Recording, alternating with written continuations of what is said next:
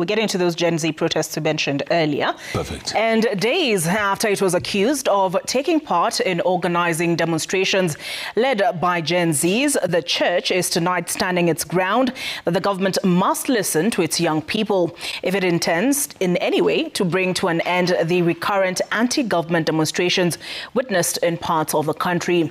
In concurring messages delivered in various parts of the country on Sunday, church leaders have condemned the death and destruction of property that compounded Wednesday's protests. Kamau Mwangi has more. In Nairobi, Catholic Archbishop Anyolo and his Nyeri counterpart Anthony Muheria asked the government to listen to the youth in order to arrest a spate of street protests witnessed recently in parts of the country. They are asking us to prepare a future for them, and we should all be ready to do something to prepare for them. First, by listening to them, and also giving them a chance also to listen to us. Tusiongee kama ni watu ambao tumeamua maisha ni sisi tu. Mambo ambayo tunatetea, tunazungumza ni ile yaitwa kwa Kiingereza sophisms. Tumejawa na huu unafiki.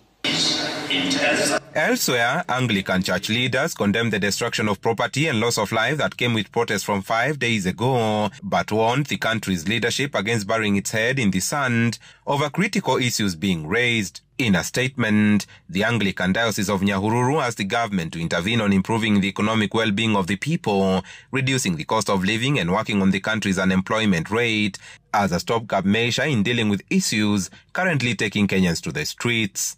Let's stop these, what we call sideshows, and address the real issue. The real issue is that Kenyans are not satisfied with the misuse of public resources, with how our leaders are behaving, and they're just calling leaders to accountability.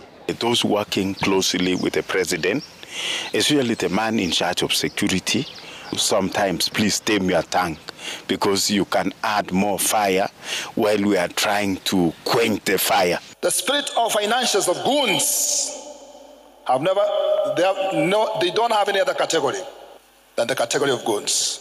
The church leader spoke out 3 days after Interior CS Kipchumba Murkomen accused religious leaders of failing to condemn violence and encouraging the youth in their street protests.